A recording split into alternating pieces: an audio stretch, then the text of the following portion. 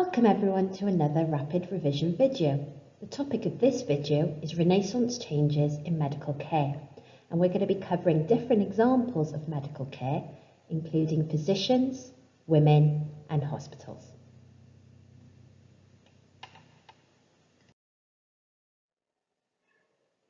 Let's start by looking at physicians. We're going to talk firstly about how their training and treatment hadn't changed from the medieval period. So Renaissance physicians still trained at universities. Their learning was still mostly from books, and very few doctors got practical training. But there were some key changes.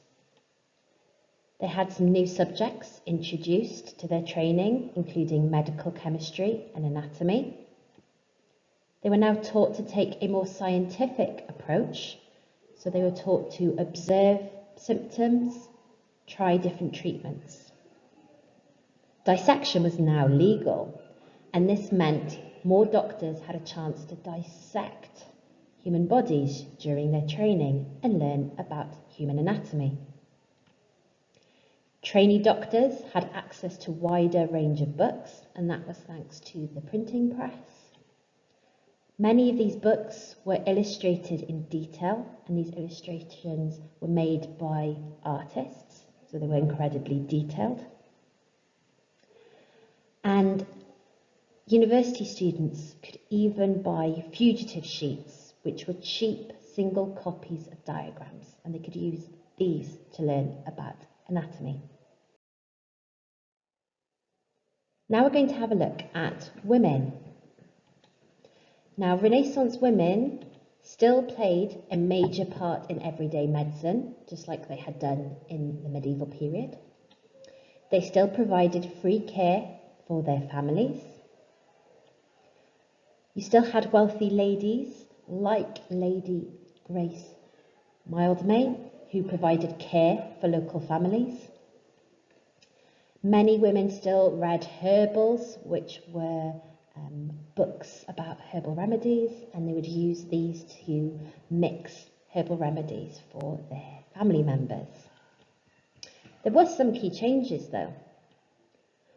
Poor women in cities began to make a living by selling herbal remedies. By 1700, there were less women surgeons, and that's because they could not compete with the university-educated male surgeons. Women weren't allowed to attend university, and therefore they just couldn't compete with the male surgeons who had been allowed to attend university. There was also the invention of forceps for delivering babies, and this led to many women losing their position as midwives. And that's because women weren't allowed to attend university, they lacked the anatomical knowledge needed to use forceps. Now let's look at hospitals. I'm going to start by looking at the key changes in Renaissance hospitals.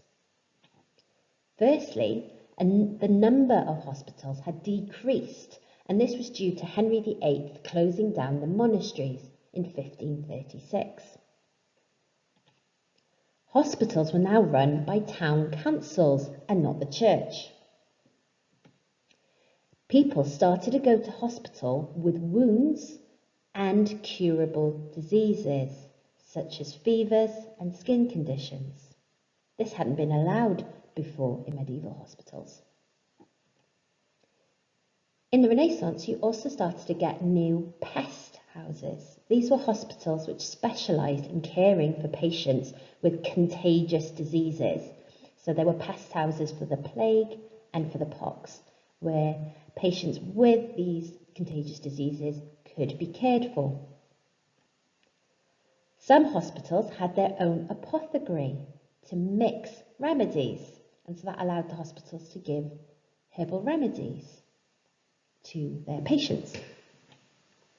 Patients received a visit from a physician during the Renaissance period, and this would happen twice a day, and the physician would observe their symptoms and prescribe treatments.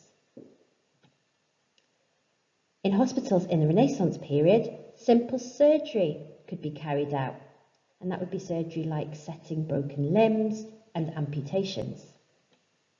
However, some things had not changed from the medieval period. Care mainly involved keeping patients clean, warm, and fed regularly. Most ordinary hospitals still did not admit patients with infectious diseases. And the hospitals were mainly run by nursing sisters or nursing helpers who would assist the physicians, and they had no medical training. Thank you for listening to this rapid revision video. On the screen are 3 different methods you can use to extend and develop your revision further. Remember, there are more videos to watch on the YouTube channel.